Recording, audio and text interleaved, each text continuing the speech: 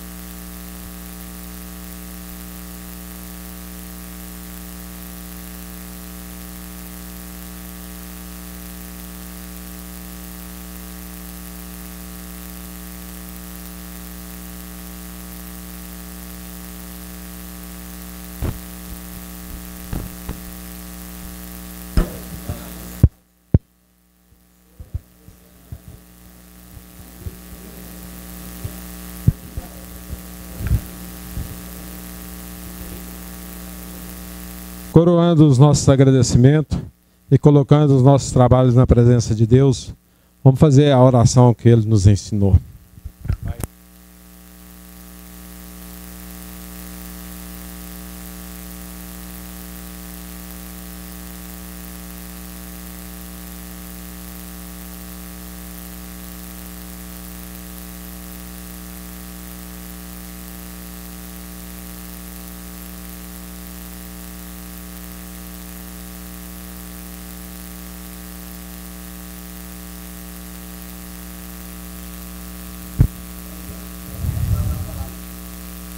Não de...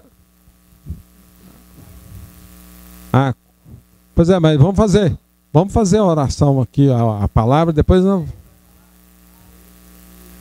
Ok, então. Zé Walter. Vamos sentar então, pessoal, eu ouvi o Zé Walter.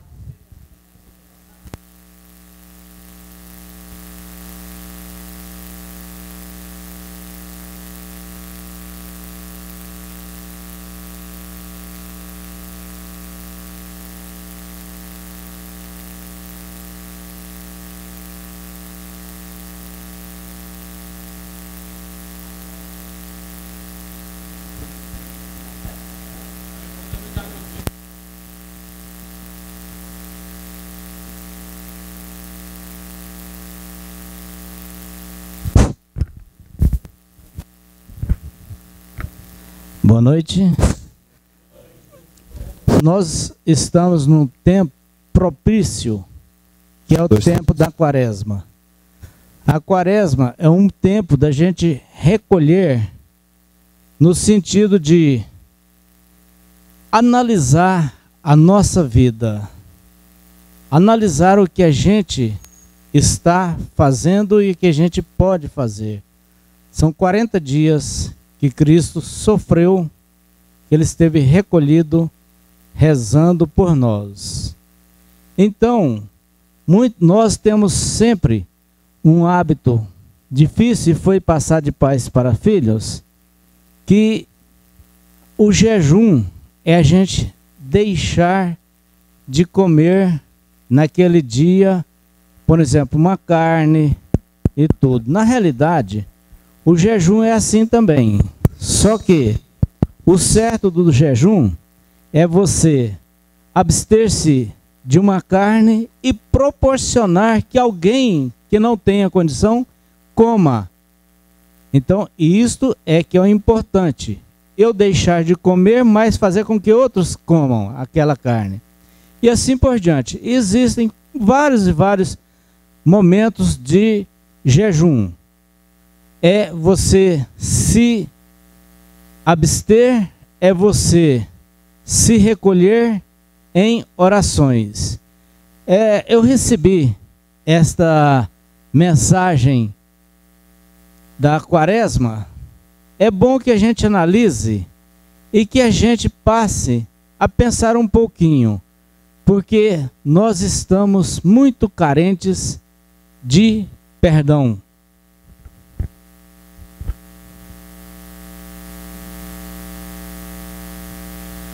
O meu caminho para esta Quaresma.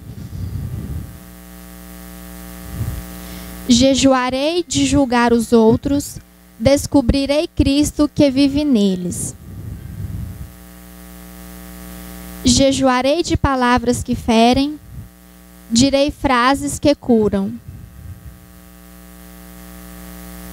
Jejuarei do egoísmo, viverei na gratuidade. Jejuarei da inquietude, procurarei viver com paciência.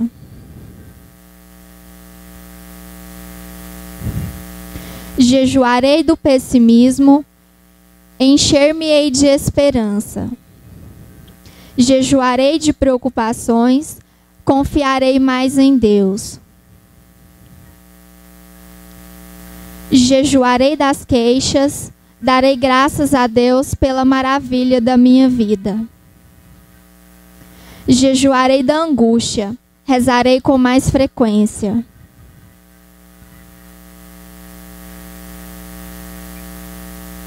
Jejuarei da amargura, praticarei o perdão. Jejuarei da importância que dou a mim mesmo, serei passivo com os outros.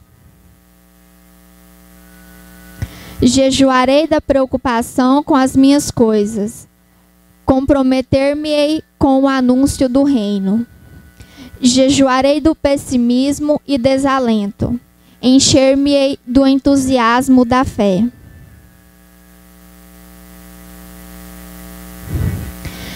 Jejuarei de tudo aquilo que me separa de Jesus. Tentarei viver mais perto dele. Feliz Quaresma.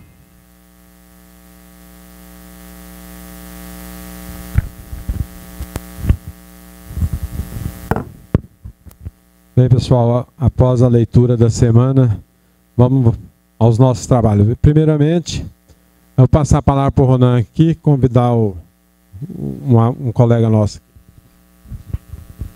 Boa noite, colegas. Está aqui conosco esta noite o Enderson Divino Borges. Ele é gerente, ele é agente da AFIBRAS, Associação dos Fiscais e Auditores de Tributos do Brasil. Ele, conversando com um colega nosso, o contador Luiz, Luiz, então, nos pediu que o recebêssemos aqui essa noite para ele dizer algumas palavras para nós.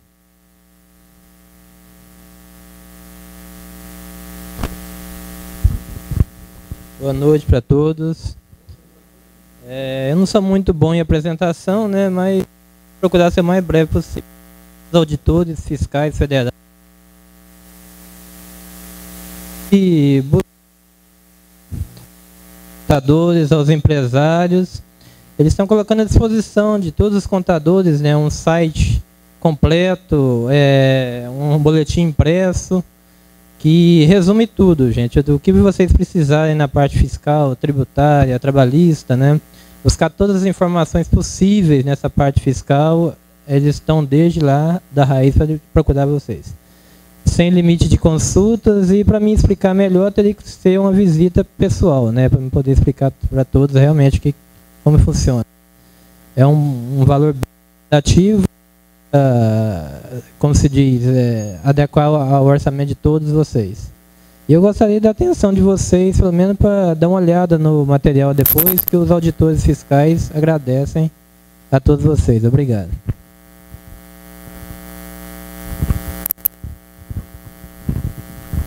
Aproveitando o ensejo aqui, nós estamos aqui também com 2 pretensos parceiros, que é da Nativo Soluções Ambientais, é o Pedro Henrique e o Danilo. Vou dar uns 5 minutos para ele aqui explicar o motivo da parceria nossa. Pode pegar esse microfone aí, Danilo.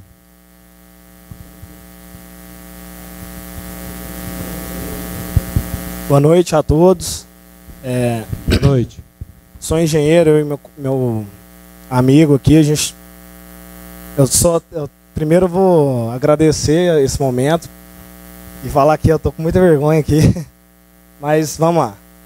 O seguinte, nós somos consultores ambientais e trabalhamos no ramo de licenciamento há 3 anos, de empresas, de indústrias de vários segmentos, desde laticínios até indústrias moveleiras, extração de cascalho, desmatamento. Trabalhamos na SEMAR, na AMA aqui do municípios, estado, secretarias aí, Senador Canedos, as secretarias do entorno. E viemos aqui para montar uma parceria com vocês, caso vocês tenham algum empreendimento que esteja precisando de licenciamento ambiental. E no mais, a gente está entregando aí o cartão, e qualquer dúvida que vocês precisarem ou tiverem, pode estar entrando em contato com a gente, que a gente está aí para auxiliar. É isso, é só isso. Eu agradeço esse momento aqui e quero também dizer só uma coisa: vocês estão de parabéns, que isso aqui é um sindicato. Tá todo terço aqui esse tanto de presentes. Só isso mesmo. Boa noite a todos.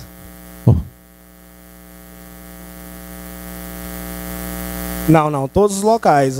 A gente até está trabalhando com agora, no momento, lá de Tocantins, que é uma TCP, que é uma autorização para transporte de carga perigosa, que é de posto de combustível lá de Tocantins, lá de Paraíso, Tocantins, que a gente está tirando licenciamento aqui na SEMAR, está pleiteando também para tirar em Minas e no Distrito Federal.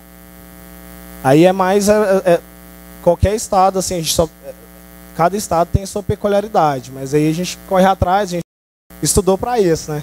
A gente tem que correr atrás e fazer o serviço. Certinho, eu que agradeço. Ok, Danilo, ok, Pedro Henrique.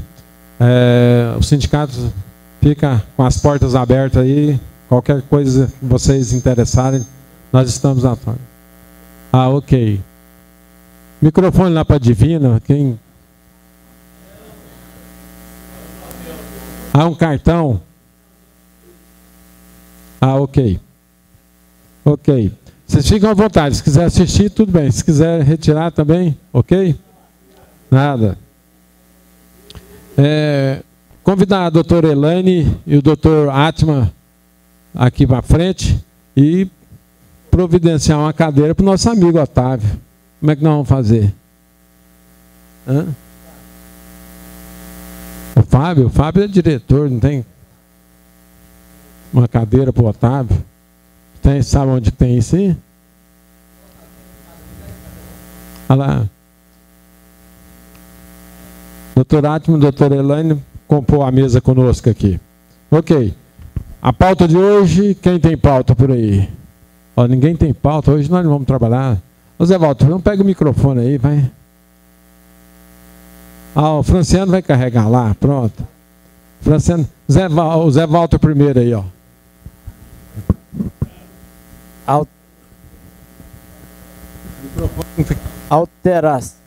Alteração contratual.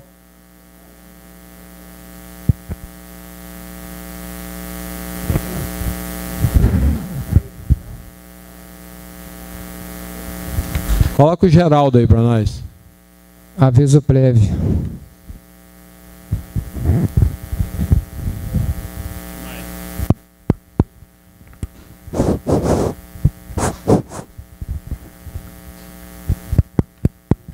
Canhão. Eli, boa noite. Wagmar. Wagmar. Boa noite. CND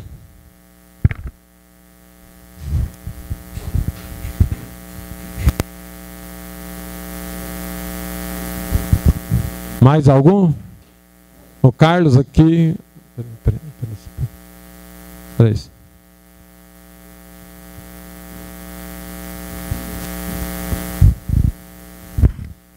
SPED fiscal.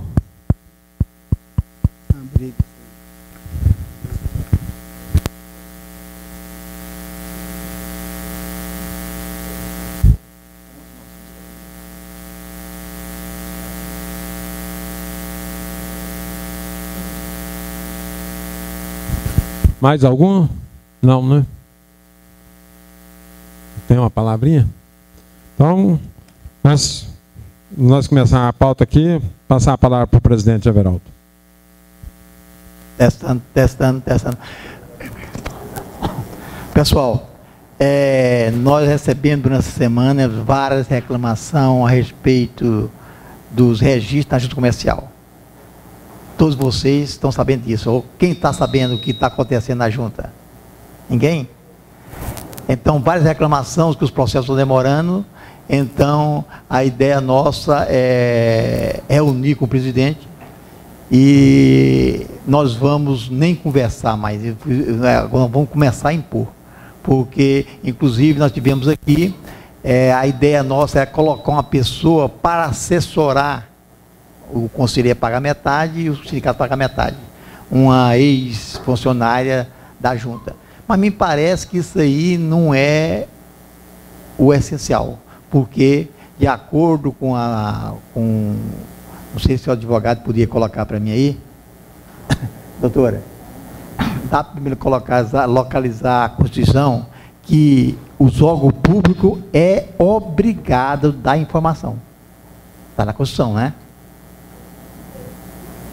Então, nós vamos exigir dos órgãos públicos, certo? Esse artigo da Constituição, me parece artigo 5º, artigo 5, inciso, qual é, Fábio? Tem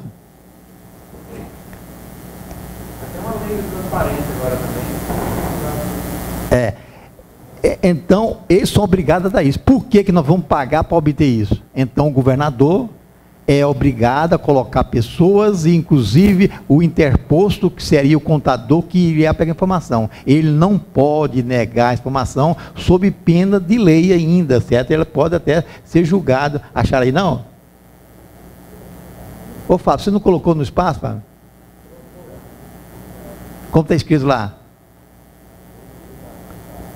Ah, não está entrando na internet aqui, ó. Está no espaço contábil, eu estou pegando aqui. Não está na internet não, Fábio. Então, se necessário for, a gente, com os advogados, poderá pensar como que vai fazer isso. Nós vamos entrar com o ADIM, né? Uma ação direta de inconstitucionalidade, porque não podemos permanecer do jeito que está com a junta. Não interessamos nós, se está faltando empregado, está funcionando, não interessamos. Nós queremos o processo funcionando. Se bem que nós não somos o intermediário para a junta comercial, os intermediários servem de advogado, né? Nós estamos nessa coisa de interposto, nós somos porque é conveniente, certo? As empresas procuram a gente, mas na realidade deveria procurar o advogado. Então, nós vamos, se precisar, o sindicato pode ou não pode, o advogado, entrar com um ADIM.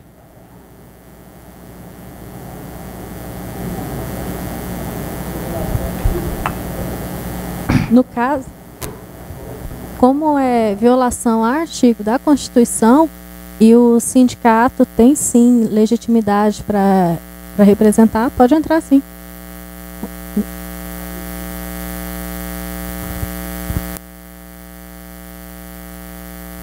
Os advogados que estão apresentando aqui pode ser contratado pelo sindicato para entrar contra a representação. E outra coisa que nós queremos é o seguinte, hoje, pessoal, o que está havendo em termos certos de substituição tributária. Para mim, é ilegal, é inconstitucional, existe um artigo CLT no Código Tributário, na Constituição, que o Estado, o município, a União é obrigado a dar um diferenciamento para as empresas do Sistema Nacional. E do jeito que está a substituição tributária, não está havendo, certo, nenhum diferenciamento para as microempresas. Então, eu gostaria que vocês, advogados, verificassem isso, e o sindicato também vai entrar, porque não, olha pessoal, não existe nenhum sindicato hoje que represente os coitados das microempresas, ou existe? Existe a Associação da Pequena e Média Empresa, mas eles são, infelizmente, certo, ele é tapado pelas grandes. Então, nós vamos assumir esse compromisso de defender, querendo ou não, nós somos o defensor das microempresas. Nós somos médicos, dentistas, advogados, tudo para microempresas nós somos. E nós vamos assumir também essa fatia, certo? Queremos assumir isso, porque não tem ninguém para representar. Então nós vamos, se Deus quiser, representar também essas pequenas empresas que estão com problemas, certo, de tributação, que eu acho que é pesado demais a tributação do jeito que eles fazem em caso de subtributária. Tá? Analise para nós, se necessário for, nós queremos contratar os senhores para fazer essa representação do sindicato contra esses atos do Estado e do governo, certo, de infringir a Constituição. Ok, após as palavras do presidente, vamos para a pauta então. Zé Walter, vamos trabalhar. Alteração. A empresa tem a matriz no interior, uma filial aqui. A matriz encerrando suas atividades. A pretensão é trazer a matriz para a filial e dar baixa na filial. Eu gostaria de saber se alguém já fez isso, qual o caminho, se tem que fazer processos distintos, encerrando uma e colocando a outra no local, qual o caminho que eu devo percorrer? Ok, deixa o Ronan responder para você. Zé Walter, o procedimento é da seguinte maneira: faz-se alteração contratual em que a matriz transfere-se a sua sede para o endereço da filial, outra cláusula extinguindo a filial. Simples. É uma alteração comum. Então está feito. Já fez? Fiz, mas não levei para junta não. Acontece o seguinte: vocês sabiam, já vi falar muito tempo atrás, mas não verifiquei na lei. Qual a lei que fala? Você sabe, né, Fábio? Aquela que eleva a filial matriz. Então não precisa você fazer essa transferência. Você abaixa na matriz e eleva a filial matriz. Ela fica com 2. Nunca vi isso, certo? Mas é legal. Eleva o número só. Tá, 001, né? 002. Essa 002 vai ser a matriz agora. E dá baixa na filial sem precisar transferir a matriz para a filial. Pior, né? Então eu só iria mexer com uma só. Só com uma só. Dá baixa na matriz e eleva a filial à matriz. Aham. Certo? Aí não vai alterar o CNPJ, não vai alterar nada. Nada. O CNPJ, que era 2, ao invés de ser filial, ele vai ser matriz. Está na lei, a lei está bem clara a respeito da assunto. É possível depois vocês me orientarem? O Fábio tem ela. Aliás, o que a está dizendo é o seguinte, que antigamente você tinha que o 001 era matriz, né, o CNPJ. Obrigatoriamente ele não precisa ser matriz. O CNPJ 005 pode ser matriz também. Não tem jeito, porque está aqui, eu tenho que, aqui, ó, ele tem que entrar. Não é isso não. Agora, só enquanto a vereadora acha aí, com relação a que ele falou, o direito à informação, está lá no espaço contábil 1083. É o inciso 33 da Constituição Federal. Né? Ele fala, lê para nós aí, Fábio. Ele fala o seguinte, né? Todos têm direito a receber dos órgãos públicos informações de seu interesse particular ou de interesse coletivo ou geral, que serão prestados no prazo da lei, sob pena de responsabilidade, ressalvadas aquelas cujo sigilo seja imprescindível à segurança da sociedade e do Estado. Bom, eu quero só dizer que o presidente fez a colocação de que, nesse caso seu, a empresa matriz pode-se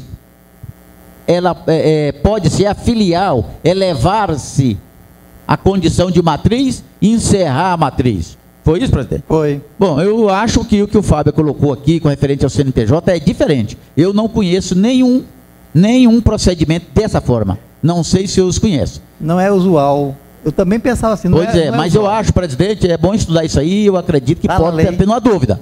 Você tem o estabelecimento matriz, o estabelecimento filial. Aí você a matriz e eleva-se a filial à condição de matriz. Para mim é fato novo. Para os senhores é antigo?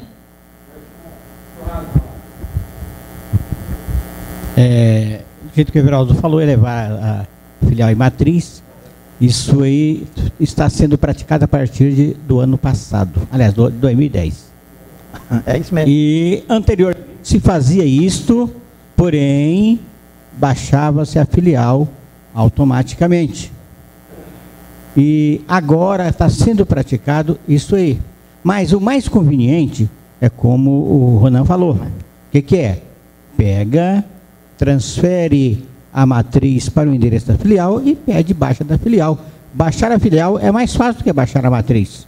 Por quê? Baixar a matriz vai depender de algumas coisas que vai ser exigido. E baixar a filial, simplesmente você baixou a filial e pronto. Concordo.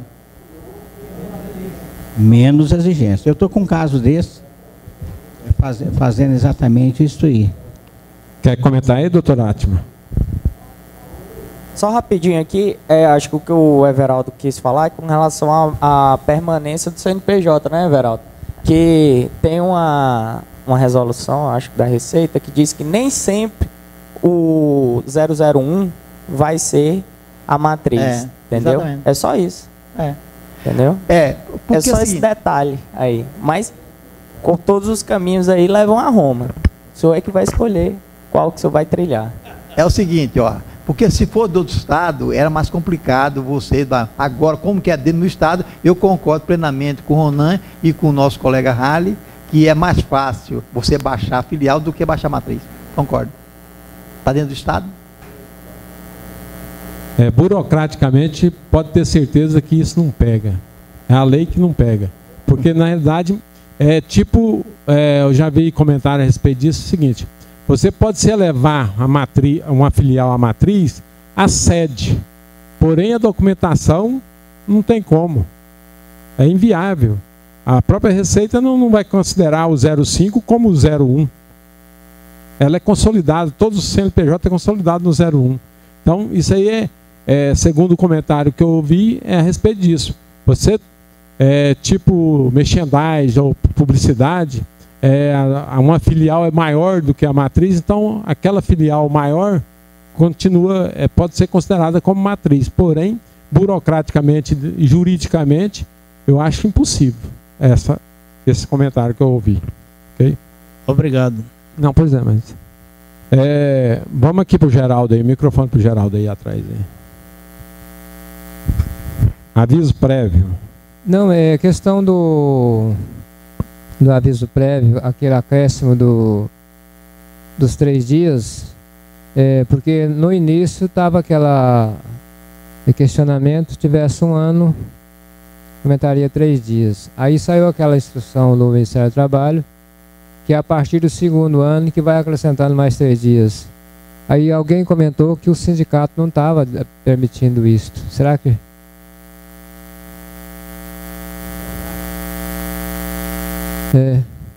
Porque aí eu entendo, se existe uma norma do Ministério do Trabalho, o sindicato tinha que admitir, né? Correto. Alguém...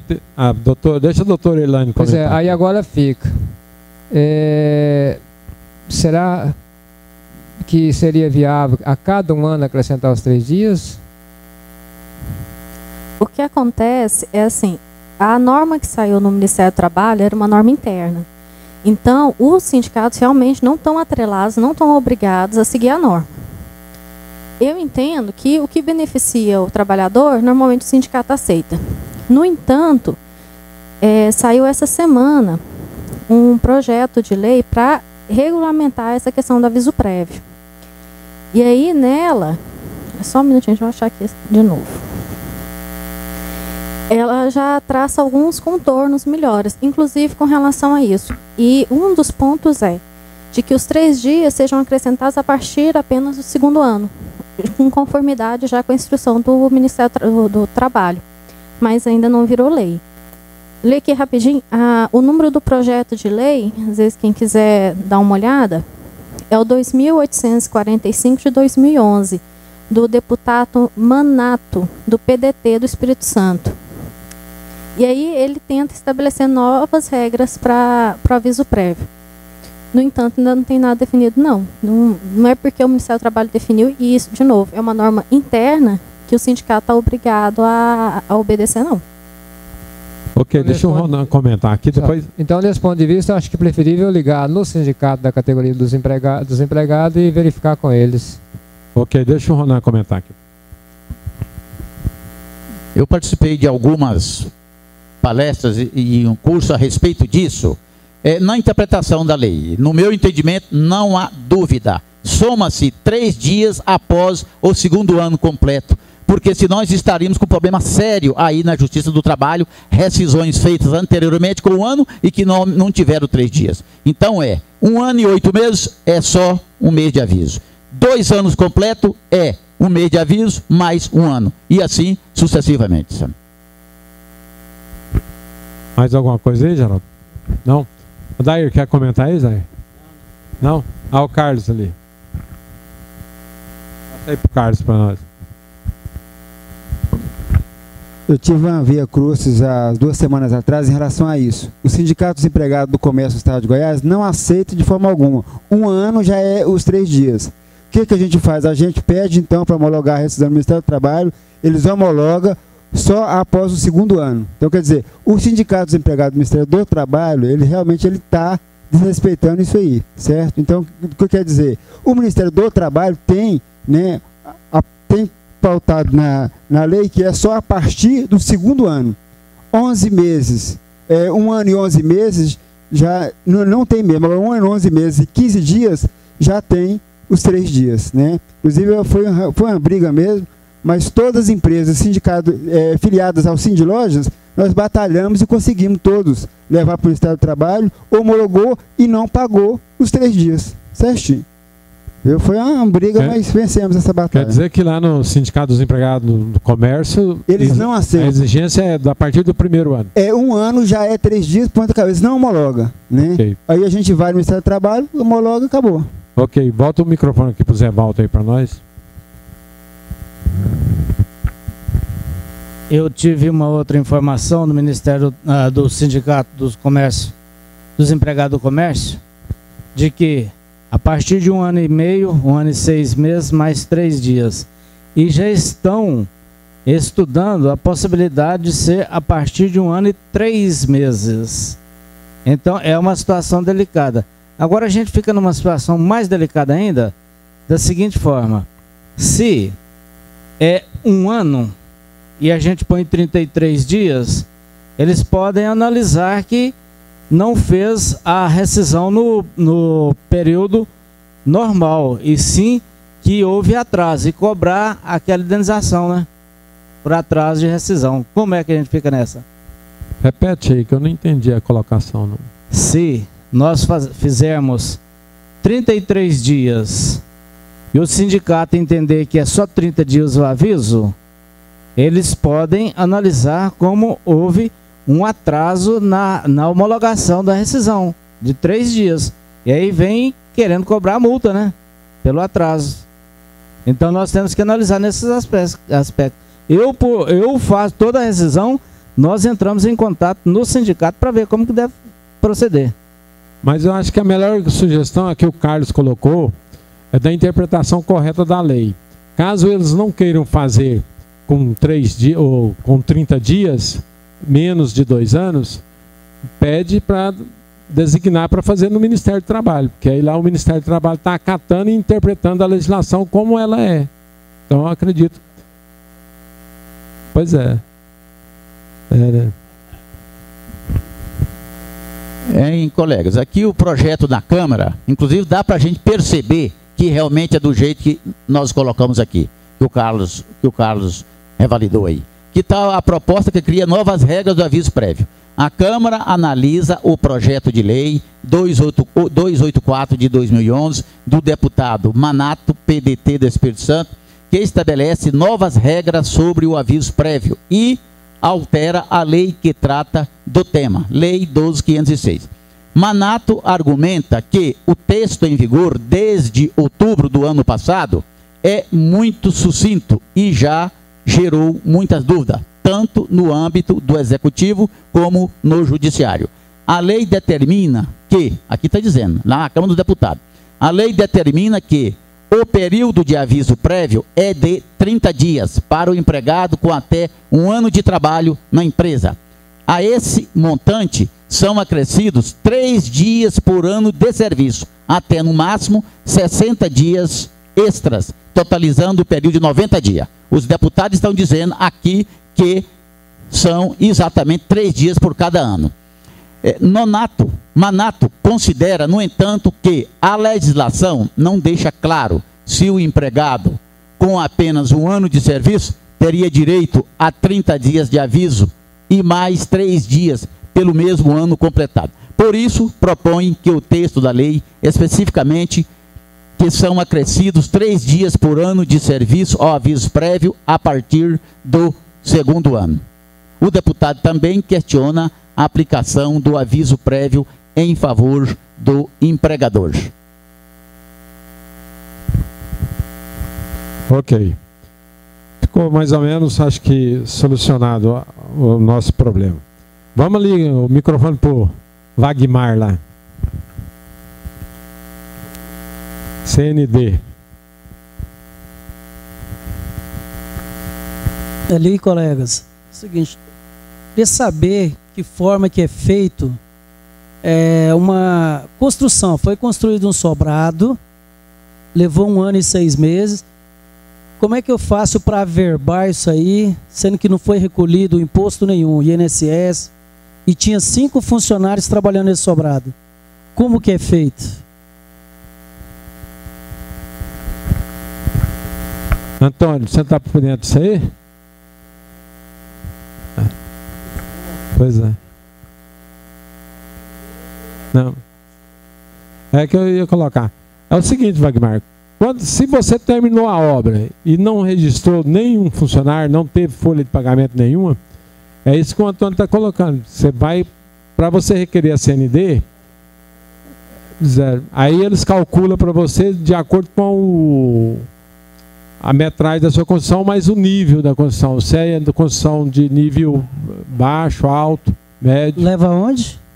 No Sinduscom lá. Ó. Não. Na Receita Federal. Ah, então é do mesmo lugar que você falou Sinduscom aí. Não, correto, mas o próprio INSS calcula. Não, pois é.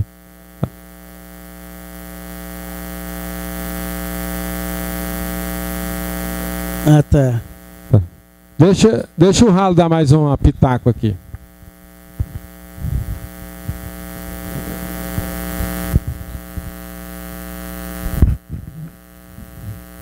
A solução é essa aí, né? Mas eu tenho dúvida com referência a isso aí. Reclamação trabalhista daqueles funcionários que trabalharam durante o período. Se ele trabalhou naquele período, às vezes, esse funcionário ainda pode fazer uma reclamação trabalhista. Se ele fizer uma reclamação trabalhista, vai ter direito às suas verbas, né, rescisórias e o pagamento do FGTS, essas coisas. Eu quero saber o seguinte, é uma dúvida que eu sempre tive a respeito. Nesse caso de uma reclamação trabalhista, que eu já paguei meu INSS, o FGTS, diretamente lá para o INSS sem especificar para quem, eu estaria aproveitando e relocando essa verba que eu paguei para o INSS a favor desse funcionário? Quem está por dentro aí para explicar para o Rally? A Divina lá, passa o microfone para a Divina para nós.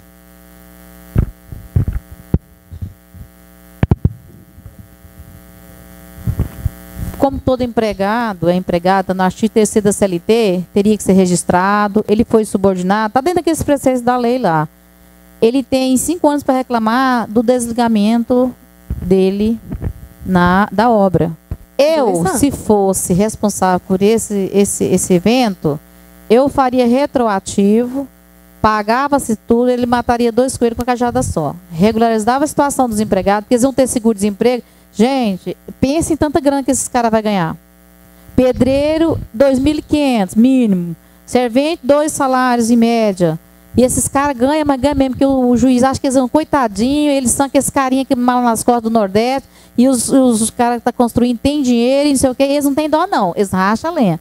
Então, se eu fosse o colega ou conversasse com o empresário, faz o registro retroativo, faz igual o colega fez, mas levando essa documentação, já aproveita e evita pagar. Meu ponto de vista pessoal é esse. Só pode falar, doutora. Um detalhe aí, não é 5 anos depois do fim da obra, não, é 2. Que o trabalhador tem para poder reclamar de qualquer débito. Ele tem 5 anos durante o período em que ele está trabalhando. Isso. Encerrou o contrato, é só 2. Certo. Ok, o Djalma quer comentar. Comenta, Otávio. Lembrando também a matrícula SEI. Muitas vezes, tá, a matrícula SEI, que tanto quando você aprova o projeto, imediatamente você tem que ter a matrícula SEI.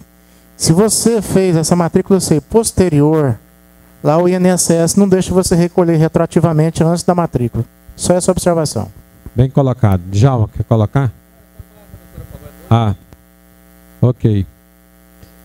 Quando você tirou o projeto, provavelmente não tirou a SEI. Não, né? Então não tem como retroagir. A SEI você já fez ela? Não. Mas a obra estava em andamento. Já estava concluída? Ah, tá. Ok. Mais alguma coisa aí, Wagmar? Ok? Tá. Aí com o Carlos aí mesmo, ó. SPED fiscal. Isso, SPED fiscal. Só dando uma orientação ali, em relação aos avisos também, porque o advogado lá do Sindilojas nos orientou o seguinte: tem sindicato que fala que é dias trabalhados, o sindicato das costureiras mesmo, tem que trabalhar, o empregado tem que trabalhar. Sindicato dos entregadores com moto, tem que trabalhar também. Né? Então, quer dizer, é bom, ao bater o aviso, ligar no sindicato antes, ver qual é o procedimento que ele está tendo, para você não ter, né? E na realidade a lei fala que esses 3 dias é indenizado, né? Indenizado e não trabalhado. Quer dizer, então você paga como indenização, ele não vai aumentar em dias para você fazer acerto, nada. Os 3 dias é indenização, certo? Mas voltando ao SPED fiscal... Espera aí, só um pouquinho, agora você levantou uma lebre que me causou um espanto aí. Mas pera aí. Lá. Se eu vou indenizar 60 dias, ele não vai trabalhar? Não é 60. Mas se eu chegar a 20 anos. Isso. O sindicato dos empregados no estado de Goiás, ele fala que é indenizado. Tudo bem. Né? Lá fala que eles estão agindo assim. Deixa eu ouvir a doutora Elaine aqui um pouquinho. Pode até ser que o sindicato esteja fazendo assim. Isso. Mas durante todo o entendimento da lei é trabalhado. Isso. Porque a gente tem que entender que esse aviso é quando o empregado é mandado embora. Então, ele não tem mesmo interesse da indenização. Ele quer procurar trabalho, tudo. É tanto que vem aquela questão. Como é que fica a questão dele ter as 2 horas reduzidas para poder procurar emprego, quando a última semana e tudo? Que, inclusive, está nesse novo projeto de lei, está tratando a respeito disso. Então, eu entendo que não tem jeito. Esses dias não é necessariamente indenizados, eles são a mais mesmo para o trabalhador. Ele vai receber, mas ele também tem que trabalhar, a não ser que a empresa resolva indenizar o aviso. Aí é um período todo. Essa é a polêmica que está gerando mesmo. Infelizmente, realmente está sendo assim, né? Quer dizer, o Sindicato dos Empregados no Comércio do Estado de Goiás está agindo dessa forma, arbitrariamente, ponto, acabou.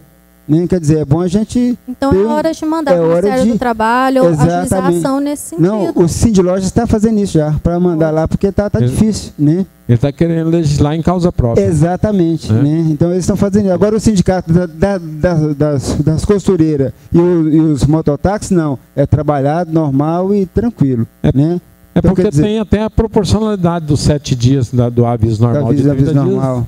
Tem dentro da proporcionalidade do aviso de 90, 30 e poucos. Então, quer dizer, essa briga aí vai longe ainda. Ok, né? então vamos lá para o SPED fiscal.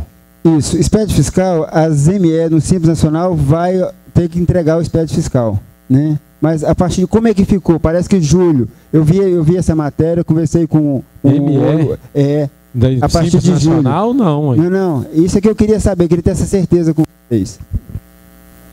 Até agora, a IN 1020 não dispensou o Simples Nacional, né? Exato. A não ser que saia uma norma nova para partir daqui para frente. Mas até agora o Simples Nacional está fora do expediente fiscal. Exato. E eu perguntei para o contador, falei, não sei não, mas vai ser a partir do seguinte, eu vou ver esse negócio lá na terça-feira, ver se alguém tem alguma base legal disso aí. Ele disse que não sabia, mas ele ia me procurar e me falar.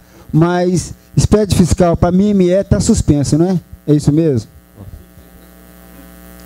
Do simples. A IN 1020 não contempla a obrigatoriedade. Só temos a 1020 até hoje, né? Só ela que está disciplinando sobre o SPED. Deixa o Ivandro falar aí, pera aí um pouquinho. Fala, Ivandro. Tá.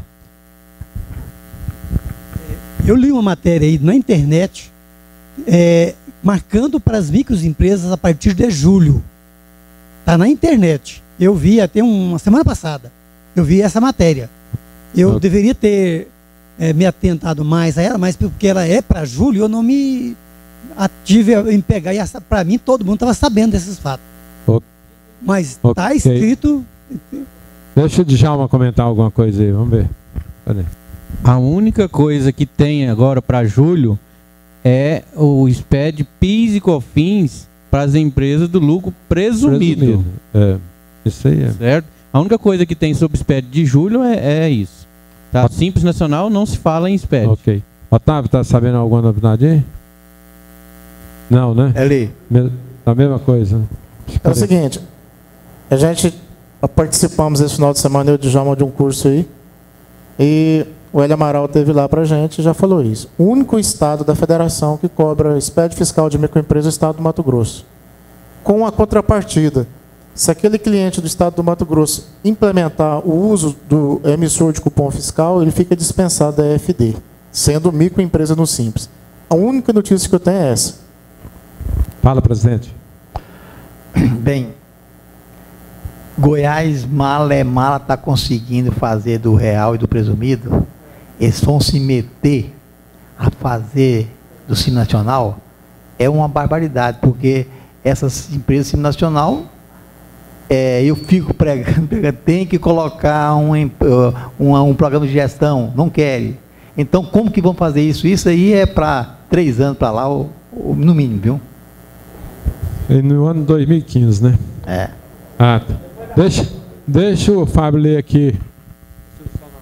A IN 1020, lá no artigo 1º, fala: o comerciante ou industrial, o prestador de serviço de transporte interestadual e intermunicipal, o prestador de serviço de comunicação, o gerador, distribuidor e transmissor de energia, o produtor agropecuário e o extrator de substância mineral ou fóssil, exceto os optantes pelo Simples Nacional, nos termos da Lei Complementar 123, identificado na lista de obrigados AFD, né, ficam obrigados independentemente de qualquer credenciamento, a escrituração e a entrega da AFD.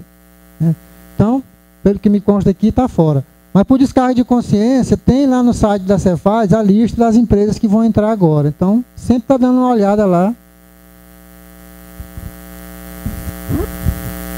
Colegas, não precisa a gente ter medo aqui, até o estranho em Mato Grosso, porque está lá esse direito garantido lá na Constituição.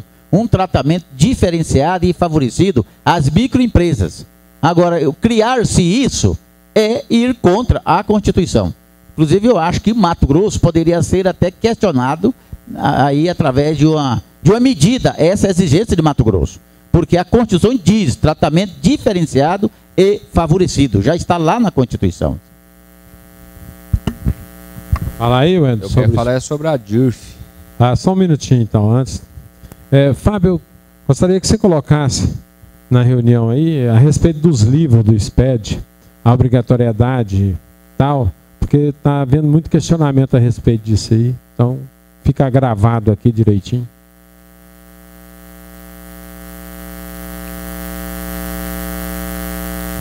Quer falar aí, Otávio? Sobre a obrigatoriedade do livro, até o Fábio achar aqui.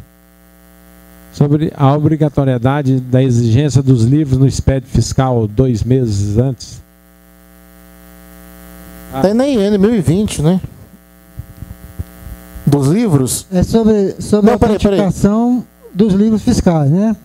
Bem, a previsão da exigência dos livros está lá na IN 389 de 99. Lá no artigo 44 fala o seguinte: os livros fiscais escriturados por CEPD devem ser encadernados e autenticados dentro de 30 dias contados da data do último lançamento feito em uma das seguintes ocorrências.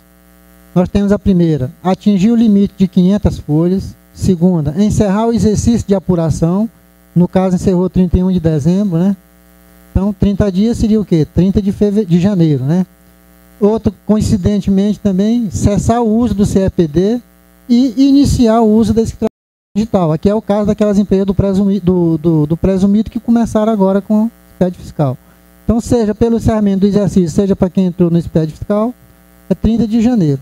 Né? Ou seja, já passou até o prazo, né?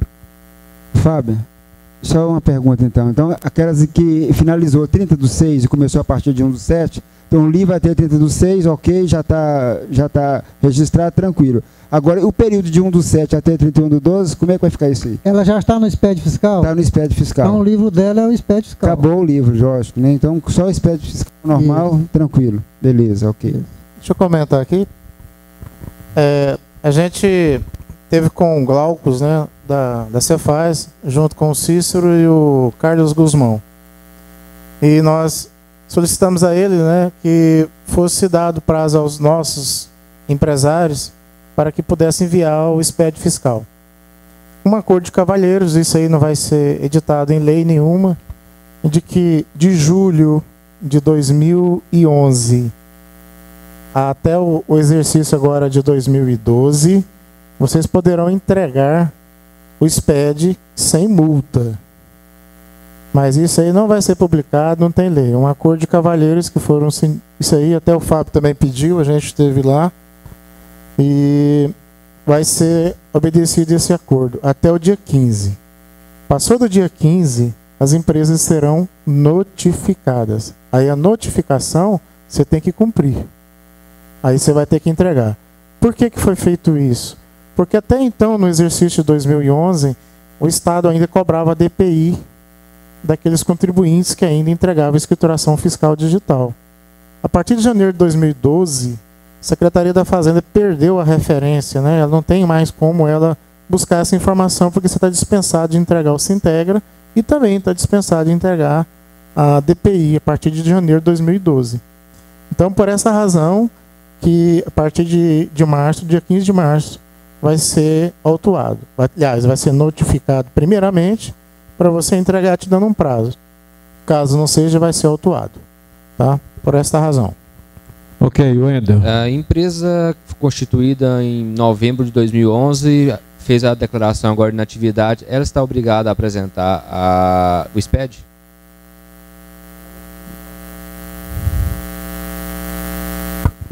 É o seguinte, eu poderia até usar minha matrícula aqui para entrar no acesso restrito do contabilista e você verifica lá do SPED. O melhor caminho para a gente verificar isso daí, eu fiz isso primeiramente, tenho as empresas que são obrigadas ao SPED, são 6 empresas minhas que são obrigadas, o período que ela iniciou a obrigação delas. E, no entanto, você também pode fazer a consulta, né, naquela listagem que a Secretaria da Fazenda divulgou. A declaração de inatividade dela não suspende a apresentação do SPED fiscal para o Estado? Não. A obrigação acessória, né, Ronaldo? Não, mas aí no caso, para o Estado, você deveria ter pedido suspensão da inscrição estadual, né? Nesse caso aí você não estaria obrigado, porque a inscrição poderia estar suspensa, né, temporariamente, né? Aí sim. Agora, só se apresentar a declaração de inatividade na Receita Federal, não te desobriga de você entregar no Estado. Essa situação até apresentei aqui, que tinha uma empresa minha que mexe com serigrafia, e ela está obrigada ao SPED. Depois a gente foi analisando aqui, realmente ela estaria obrigada porque a empresa de confecção deveria fazer a remessa daquelas mercadorias para ela, e a minha empresa fazer. Então, o empresário optou por não fazer. Tá? Mas aí ele assinou um termo de responsabilidade comigo e ele está entregando ela negativa. Wender, é o seguinte, esse assunto seu foi motivo da minha preocupação recentemente. Um cliente que estava enquadrado no Simples Nacional, ele foi excluído em julho do ano passado, consequentemente também ele estava lá elencado no campo de obrigatoriedade de fazer o SPED fiscal. E estava inativa nesse período, de julho para cá. Mas é obrigação fazer o SPED fiscal. Se você ligar no meu escritório amanhã, eu tenho lá o dispositivo legal e passo para você. Infelizmente, é obrigado e precisa fazer, inclusive, a certificação digital. Otávio, depois só uma pergunta para você. Pergunta, DPI se integra das empresas que fizeram SPED fiscal só até dezembro, né? Encerrou. A partir de janeiro, somente SPED fiscal, acabou? Só fiscal, só SPED. Só SPED, né? Porque de julho eu ainda fiz, de julho a dezembro eu fiz se integra, DPI e tal. Então, beleza. Não. Ótimo. Tranquilo. Você podia continuar aí, eu vou fazer aqui, eu vou mostrar para vocês aonde nós, contadores, poderemos buscar as informações. Hã? Ah, sim, o meu está entrando ali, ou por que o seu não está entrando? Pode dar sequência aí. Hã? Tá. Ok, enquanto o Otávio consegue ali, fala sobre a DIRF aí, Wendel.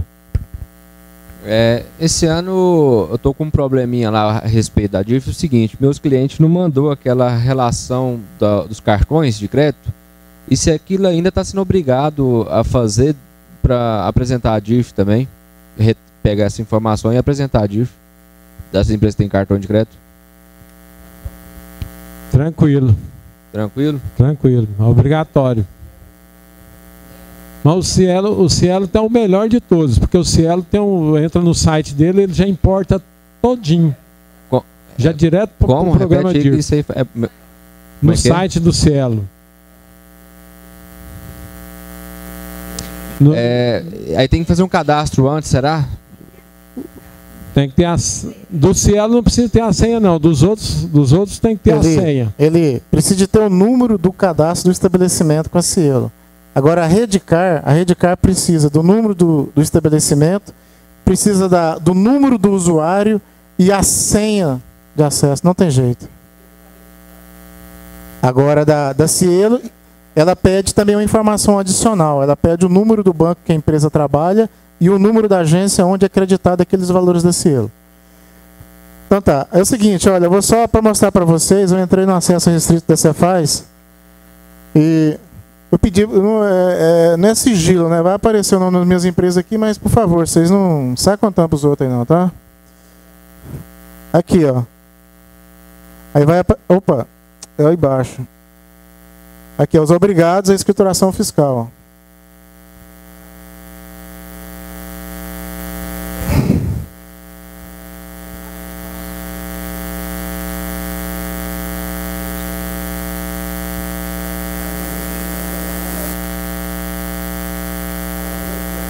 Às vezes você está bloqueado lá, é por isso, não é não?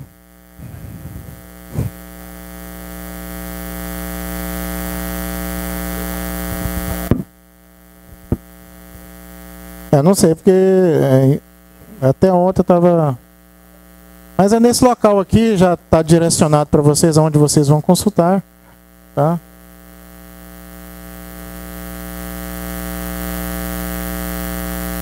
Eu não sei, né? Até eu estava consultando anteriormente. Mas o caminho é esse. O que valeu foi a intenção de mostrar para vocês aonde vocês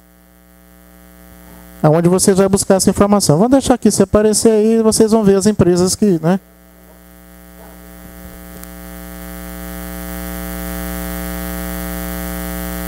O outro caminho é você buscar na listagem, né? Mas aquela listagem não abre, Fábio. Ela só abre a primeira página. E as outras ela não abrem. Tá?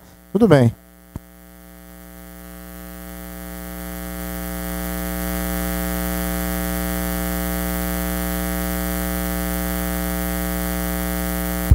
Só para mostrar o caminho para vocês, né? O pessoal vai declarar seu CPF. Pô.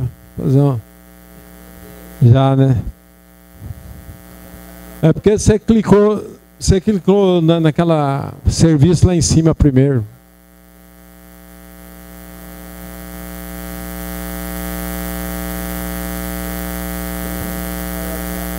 É o sistema talento da Cefaz. Manda a sequência ali aí. Ok, qual é a pergunta que você queria fazer para o Otávio, Carlos? Ele respondeu já, foi a DPI se integra até dezembro que nós fizemos, e a partir de janeiro não fazer mais só expediente fiscal. Ok. Beleza. Correto. Não, é lucro presumido normal, não tá empresa ativa, tranquilo. Ronan, a 11.941. Colegas, mas aqui é onde o contabilista chora e o empresário não vê. É o seguinte, a lei 11.941, um cliente, muito bom cliente, amigo, estava inativa, com débito beirando R$500 milhão, 300 e poucos mil. Pagando pontualmente, tudo bem, e ficou-se 3 parcelas em atraso. Ligava para o cidadão, eu estou nos Estados Unidos, estou no Japão, estou em tal lugar, depois chega aí. Anteriormente, quando entrava-se lá no parcelamento, havia mensagem: exigibilidade suspensa, lei 11.941. Ok. Só porque agora ele me procurou apavorado, é entrar lá no site e viu lá, escrito em dívida ativa, aqueles processos que apareciam anteriormente como exigibilidade suspensa. A gente entra no site e imprime-se o parcelamento. Lá não está dizendo que está cancelado o parcelamento. Inclusive, ele atualizou com o pagamento agora, final de fevereiro. Eu pergunto a vocês, alguém teve esse problema, passou por isso e possa mostrar um caminho para mim? O que eu devo fazer disso aí? O que aconteceu? Ali, eu tive um caso desse, mas é o seguinte, porque o cliente, quando ele foi me procurar, já tinha passado a data de consolidar. Ele não consolidou. Se você também esqueceu de consolidar, o processo foi para dívida ativa. Aí você vai ter que cancelar esse parcelamento, igualzinho eu fiz, e fazer um novo parcelamento direto na PGFN. Eu consolidei o processo. Então o seu já pode seguir o processo. Pois é, mas o porquê que está lá que estava exigibilidade suspensa e agora não está mais, está escrito em dívida ativa. Tem alguma coisa? Agora é só a PGFN para te explicar isso. Pago normalmente, inclusive a última agora que vence, 29 de fevereiro, saiu o parcelamento. Você pagou todas as guias, ô Ronan? Todas. Paguei 3 agora, toda junta. Paguei 3 parcelas juntas agora, anteontem. E foi feita a consolidação? Foi feita a consolidação. Não dou conta de te responder. A única preocupação minha, Ronan, é que você falou inativa. Essa foi a preocupação. Como que o inativo está pagando o débito do outro, né? Aí, olha só, gente. Pois é, mas quando eu disse, Everaldo, inativo é o seguinte, ela estava devendo na PGFN. Tudo bem, estava devendo o débito. E agora o cidadão está pagando com o seu recurso próprio, da pessoa física. Essa é a situação, sabe? E o débito é alto, é mais de R$300 mil. Everaldo, uma pergunta.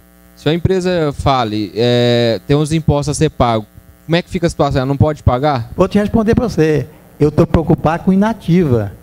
Se ele tivesse requerido a baixa da empresa e assumindo a responsabilidade da pessoa física, tá legal. Mas o que está acontecendo, está falando que é inativa. Inativa coisa nenhuma, gente. Isso é debaixo do pano mesmo. Mas lá na instituição normativa da DCTF, quando ele fala que está dispensado da DCTF quem está inativa, ele ressalta que se você estiver pagando débito de exercício anterior, não descaracteriza a inatividade.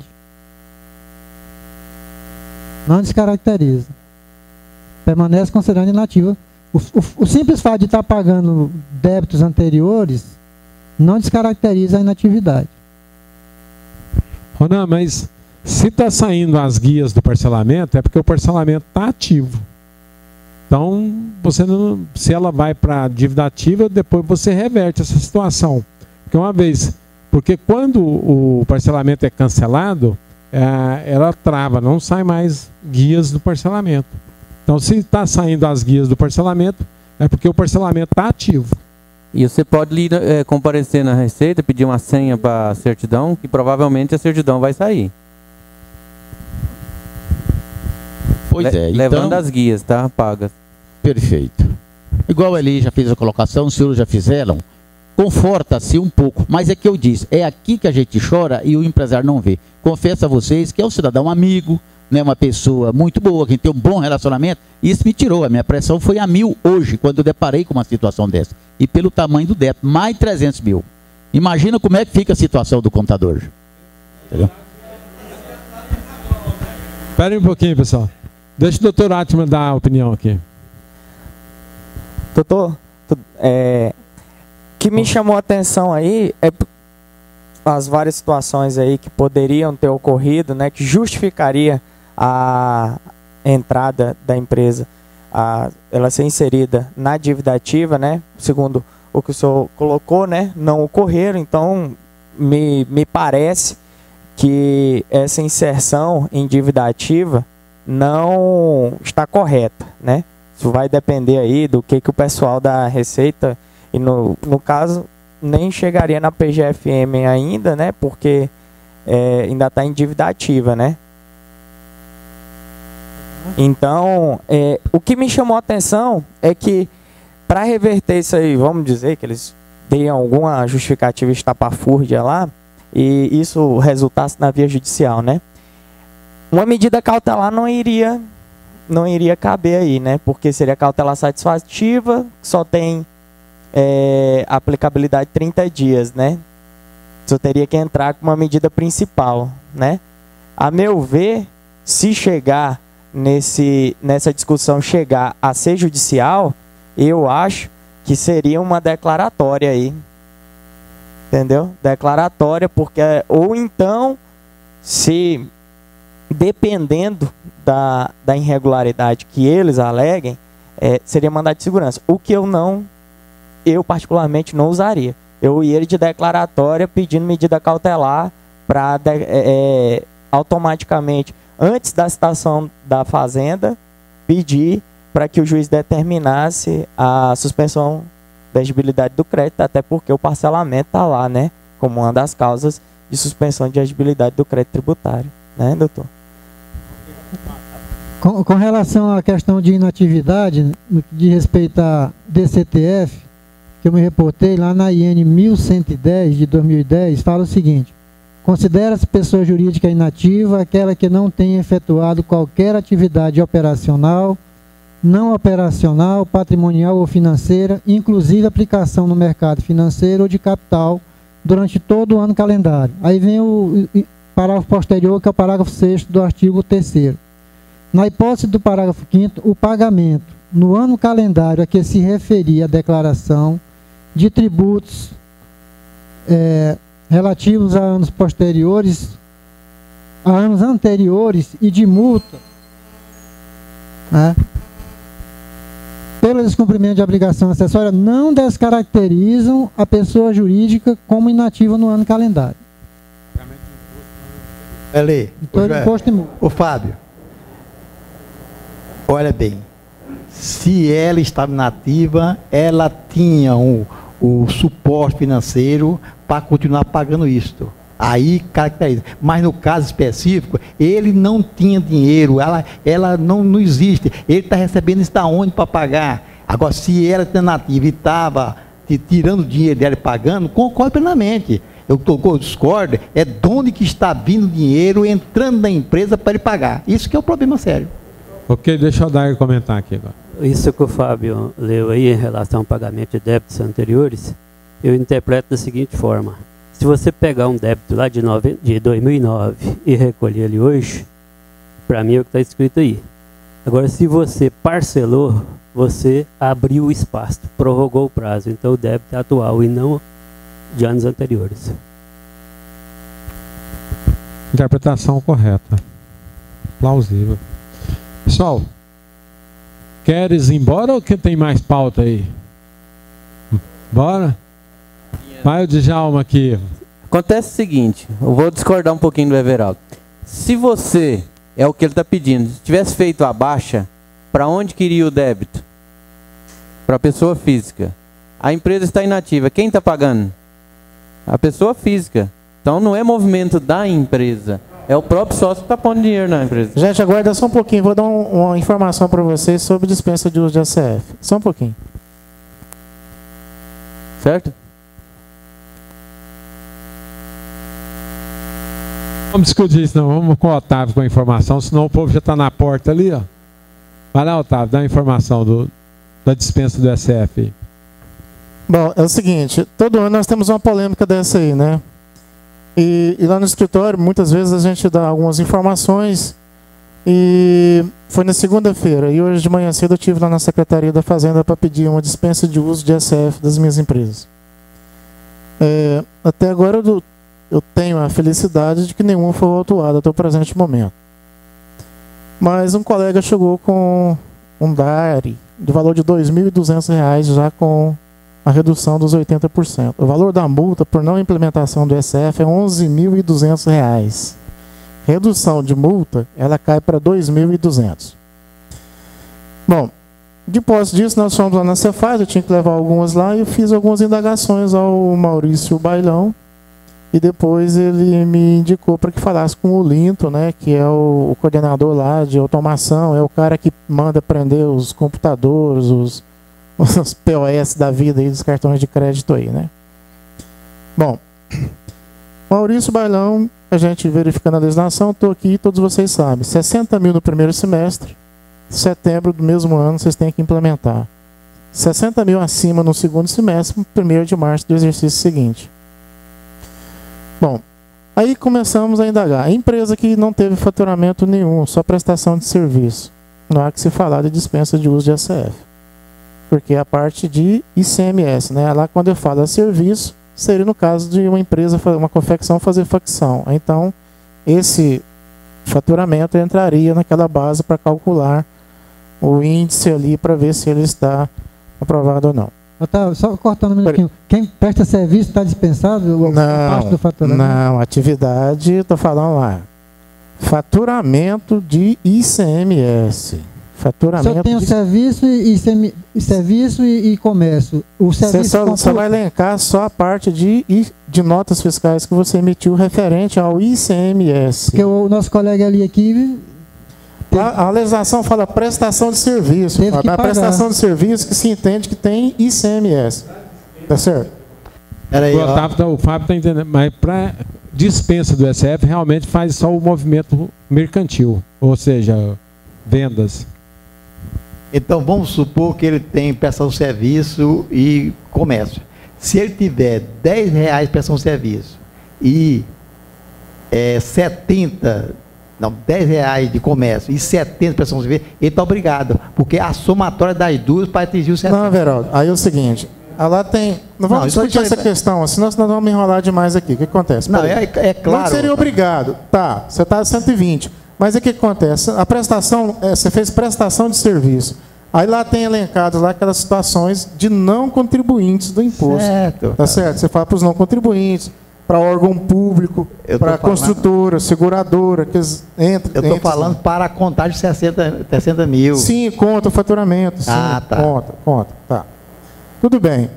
Atacadista, eu tenho atacadista, eu até usei um termo, atacadista puro, aquele que só vende para revenda. O que o Olinto me falou? Seguinte, atacadista, você está obrigado a SF? Não, então pede a dispensa. Você é varejista, está dentro daqueles patamares acima, está vendendo lá com os 20% para consumo final e está vendendo lá 80% ou 85% acima daquilo, enquadra dentro do sistema, dentro daqueles parâmetros que estão feitos, tá enquadrado. Então você pede dispensa de uso. A multa, o que o Olinto me disse? A multa está sendo feita da seguinte forma: não é por você não ter feito a dispensa de uso de SF. Quem não fizer a dispensa está obrigatoriamente obrigado a colocar o SF. Aí a multa vem porque você não fez a implementação do SF. Então vou dar um exemplo prático bem para vocês entenderem. Ele falou assim, olha, tem essa empresa aqui, 2008, 2009, 2010, ela não colocou o SF, ela estava obrigada. Ela já iria receber auto-infração, mas já chegou agora em 2012, ele colocou o SF. Então ele atingiu o objetivo que a Secretaria da Fazenda se propôs. Então nós não vamos autuar ele. Então ele vai passar por um filtro, uma filtragem aqui, a gente verifica. Então ele implementou o SF, que era o objetivo da Secretaria da Fazenda. Então não vai multar 2008, 2009, 2010, 2011 não. Tá certo? Porque ele implementou. Agora, você também é o mesmo caso da dispensa do uso. A mesma situação. Talvez 2008 você não estava obrigado ao SF, 2009 você não estava, 2011 você não estava, certo? E chegou agora, fala assim, eu não fiz isso lá em 2008, 2009, 2010. Vou pedir a dispensa de uso de SF agora. Aí você tem que fazer a dispensa. Aí você também não será autuado, porque ele entende que se você fez o comunicado que você não está obrigado ao SF, ou que você estaria obrigado e implementou o SF, não vai ter a multa. Agora, por segurança, a tese é o seguinte, fechando só o negócio. É atacadista? É. Está obrigado a SF? Não. Então pede a dispensa. É varejista? Está dentro daqueles parâmetros? Tá. Pede a dispensa de uso de SF. Se não for, tem que fazer a implementação. Não. Você tem 10 dias para você implementar o uso do SF. Pessoal, só um lembrete, o inventário, dia 10 de março, agora é o último prazo. Hein? Aí outra coisa, né, Fábio? Interessante, também tivemos na Cefaz, e depois eu fui lá com o Henrique, mais uma outra pessoa